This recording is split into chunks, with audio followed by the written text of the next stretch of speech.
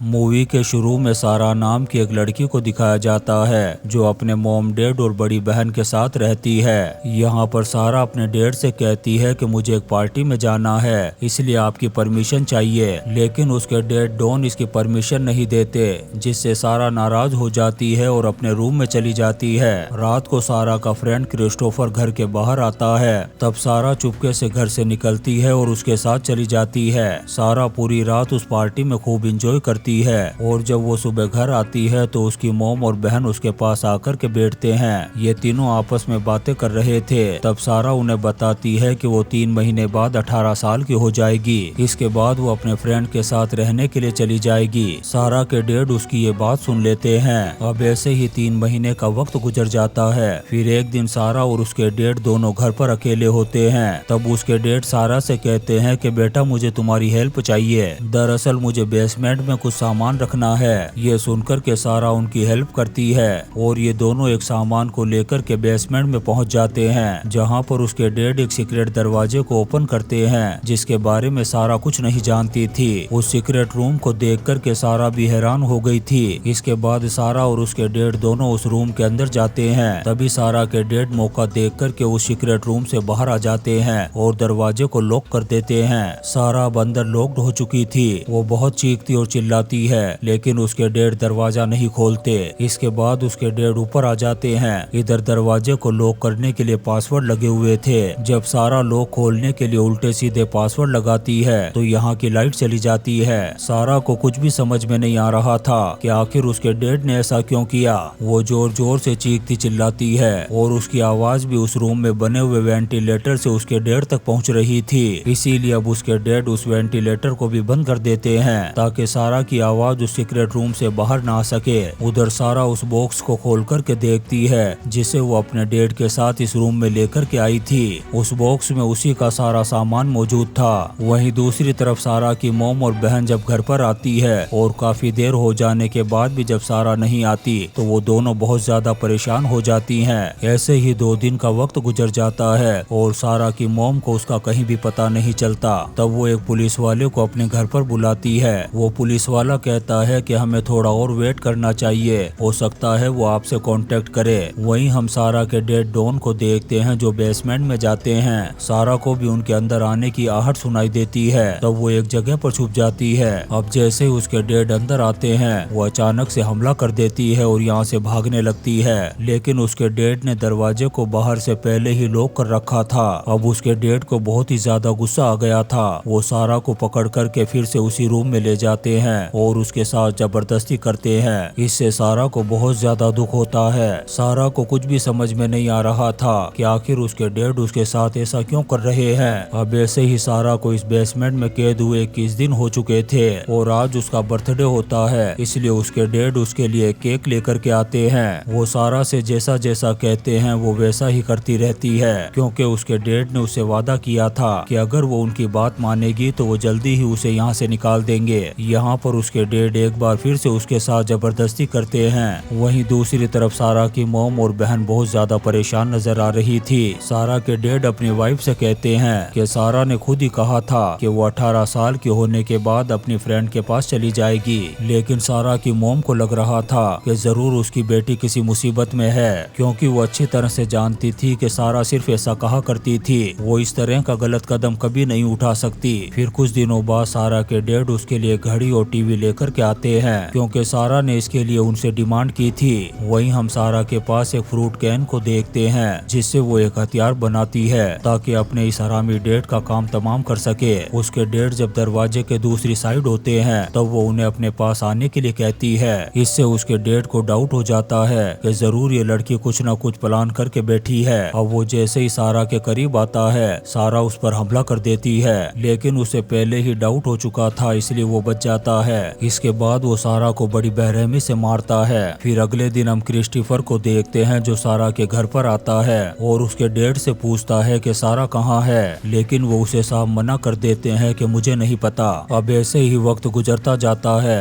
और सारा को बेसमेंट में बंद हुए आज पूरा 1 साल हो चुका था। वो प्रेग्नेंट भी हो चुकी थी और इसी बीच वो एक लड़की को जन्म दे देती है। सारा कैसे भी करके इस बेसमेंट से बाहर निकलना चाहती थी, लेकिन उसे कोई भी रास्ता नजर नहीं आ रहा था। अब ऐसे ही वक्त बहुत तेजी से गुजरता जाता है और आज सारा को यहाँ पर पूरे 4 साल हो चुके थे और इसी बीच वो एक बार फिर से प्रेग्नेंट हो जाती है, लेकिन इस बार वो एक लड़के को जन्म देती है। अब इस बेसमेंट में सारा अकेली नहीं थी बल्कि उसके साथ 2 बच्चे थे। वहीं हम क्रिस्टोफर को देखते हैं जो आज भी सारा को ढूंढता फिर रहा था। वो सारा की बड़ी बहन के पास आता है और उससे सारा के बारे में पूछता है। वो उसे बताती है कि कई साल गुजर चुके, सारा का कहीं भी अता पता नहीं है। तब क्रिस्टोफर उसे बताता है कि जब मैं पिछली बार आया था और तुम्हारे डैड से मिला था तब उन्होंने मुझे कहा था कि सारा किसी लड़के के साथ भाग गई है, लेकिन ये नामुमकिन है। ये बात सुनकर के सारा की बड़ी बहन को अपने ही डैड पर डाउट होने लगता है। उसे लगने लगता है कि उसके डैड ने सारा को कहीं कैद तो नहीं कर दिया, इसीलिए उन्हें सारा के गायब होने की कोई भी टेंशन नहीं है और न ही उन्होंने उसे ढूंढने की कभी कोशिश की। वहीं सारा की मॉम अपनी बेटी को किसी भी हालत में ढूंढना चाहती थी, इसीलिए वो एक प्राइवेट डिटेक्टिव को हायर करने के बारे में सोचती है। लेकिन सारा का डैड जो एक हरामी आदमी है वो ऐसा बिल्कुल भी नहीं चाहता। इस बात से इन दोनों में बहस हो जाती है और सारा की मॉम नाराज होकर के जाने लगती है, तो वो भी उसके पीछे जाता है। तभी सारा की बहन देखती है कि कुछ चाबियां उसकी डैड की जेब से गिर गई है। दरअसल ये चाबियां उसी बेसमेंट की थी जिसके अंदर बने हुए सीक्रेट रूम में सारा को कैद करके रखा गया था। सारा की बहन उन चाबियों को उठा करके फौरन बेसमेंट में जाती है जहाँ पर बहुत सारा सामान रखा हुआ था। अभी वो कुछ और पता लगा पाती तभी उसका डैड यहाँ पर आ जाता है। अपने डैड को देख करके उसे चुपचाप यहाँ से जाना पड़ता है। उधर सारा तीसरी बार भी प्रेग्नेंट हो जाती है और इस बार भी वो एक लड़के को जन्म देती है। वो अपने हरामी और घटिया बाप से कहती है कि मैं नहीं चाहती कि ये बच्चा अंधेरे में बड़ा हो, इसलिए तुम इसे बाहर ले जाओ और मेरी मॉम को दे देना।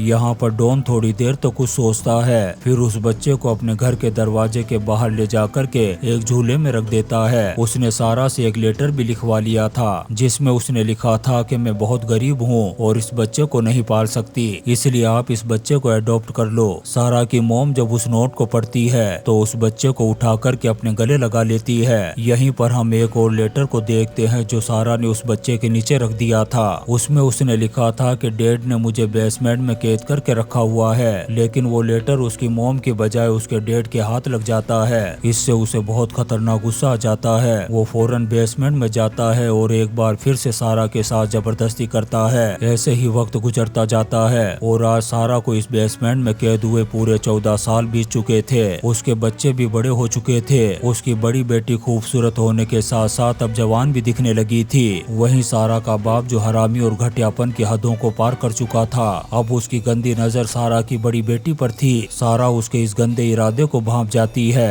वो कैसे भी करके अपनी बेटी को उस हैवान से बचाना चाहती थी। फिर एक दिन सारा जब अपने बच्चों के साथ बैठी हुई होती है तभी उसे ऊपर से पानी टपकता हुआ दिखाई देता है। इससे सारा समझ जाती है कि वो जगह कच्ची है। वो फौरन उस जगह पर छेद करना शुरू कर देती है और जल्दी ही वो एक छेद बना देती है और जब रात होती है तो वो छेद से एक लाइट को फ्लैश करना शुरू कर देती है। बाहर खड़ा हुआ एक आदमी उस लाइट की रोशनी को देख लेता है और समझ जाता है कि बेसमेंट में जरूर कोई है। वो फौरन घर के पास जाकर के दरवाजे को नॉक करता है, लेकिन सारा की किस्मत बहुत ज्यादा खराब थी। उस दरवाजे को उसका बाप खोलता है। वो आदमी उसके बाप से कहता है कि तुम्हारे बेसमेंट से कोई लाइट को ब्लिंक कर रहा है। इससे उसके डैड का दिमाग खराब हो जाता है। वो फौरन बेसमेंट में जाता है और सारा को धोबी घाट के कपड़ों की तरह धो देता है। दरअसल सारा चौथी बार प्रेग्नेंट हो चुकी थी और बुरी तरह से धुलाई होने की वजह से उसका बच्चा मिसकैरेज हो जाता है। ऐसे ही वक्त गुजरता जाता है। सारा के दोनों बच्चे भी बड़े और समझदार हो चुके थे।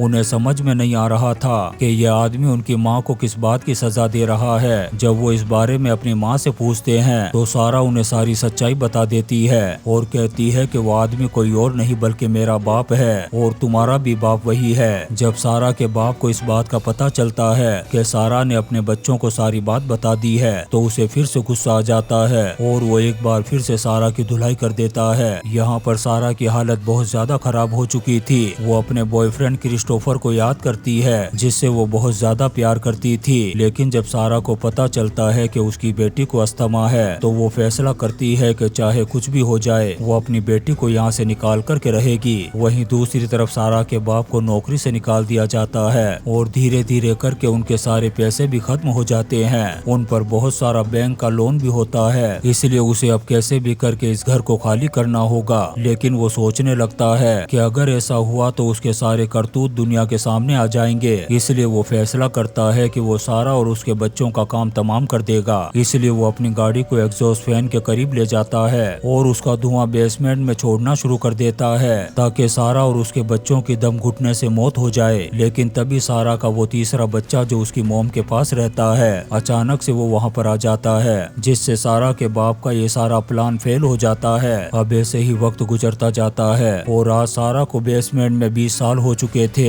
इन 20 सालों में उसने आसमान की एक झलक तक नहीं देखी थी। फिर एक दिन सारा की बेटी को अस्थमा का अटैक आ जाता है। सारा का बाप भी यहाँ पर आ चुका था। वो उससे रिक्वेस्ट करती है कि मुझे मेरी बेटी को हॉस्पिटल लेकर के जाना है, लेकिन लड़की की हालत जब ज्यादा खराब होने लगती है कि तुम इस लड़की को मेरे साथ लेकर के हॉस्पिटल चल सकती हो, लेकिन तुम्हारा ये बेटा यहीं पर रहेगा। अब सारा अपनी बेटी को गोद में उठाकर 20 साल बाद बेसमेंट से बाहर निकलती है। इसके बाद जब वो हॉस्पिटल पहुंचती है तो उसके सामने एक डॉक्टर आती है। वो सारा को एक फॉर्म देते हुए कहती है कि इसको फिल करना होगा, लेकिन सारा जानबूझकर के उस पर पानी गिरा देती है। इसके बाद जब उसका बाप दूसरे फोन को लेने के लिए जाता है तब सारा धीरे धीरे आगे बढ़ती है और उस डॉक्टर के गले लग जाती है और रोते और गिड़गिड़ाते हुए कहती है कि प्लीज मुझे बचा लो। इतने में ही उसका बाप आ जाता है और उसे इस चीज का पता चल जाता है। यहीं पर एक पुलिस वाला भी खड़ा था, उसे भी पता चल चुका था। अब इससे पहले कि सारा का बाप यहाँ से भागता, वो पुलिस वाला उसे दबोच लेता है। इसके बाद वो पुलिस वालों को सारी सच्चाई बताता है। जब सारा की मोम और बड़ी बहन सारा को देखती है तो उन्हें बिल्कुल भी यकीन नहीं होता कि 24 साल से ये इसी घर के बेसमेंट में कैद थी। अब सारा आजाद तो हो चुकी थी, लेकिन ये भयानक हादसा शायद ही वो कभी भूल पाए। इसके बाद हम क्रिस्टोफर को देखते हैं जिसने अभी तक शादी नहीं की थी। अब सारा अपना ज्यादा से ज्यादा टाइम उसी के साथ स्पेंड करती है और इसी सीन के साथ ये शानदार movie girl in the basement खत्म हो जाती है। दोस्तों, हम आपके लिए ऐसी ही इंटरेस्टिंग मूवीज एक्सप्लेन करते रहेंगे, तो आप चैनल को सब्सक्राइब जरूर करें और लाइक और कमेंट्स भी करें। Thank you.